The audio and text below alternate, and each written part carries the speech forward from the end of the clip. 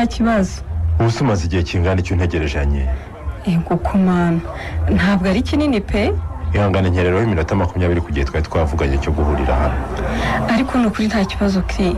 Iminota 20 ntegereje subwo ni myinshi we, ni ukuri nta kibazo. Bite se mukobwa mwiza? Sha ni byiza ni ukuri. Reka ngusuhuze. Cyore. Ngusuhuza? Amereza akaboko we. Ese hari ukundi nari kubigenza kiri.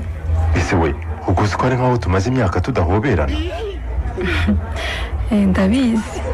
None se kubera icyo kumpobera uri kumpereza akaboko gusa? None se kiri, ibyo bintu wabinyemerera? Ngo numva gutabyemera pe. Nyumvira.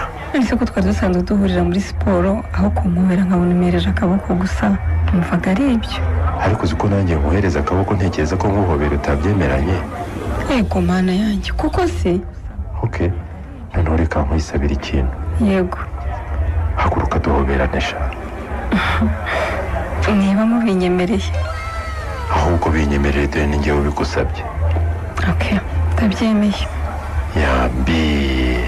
Yambi. Kuri se shanye.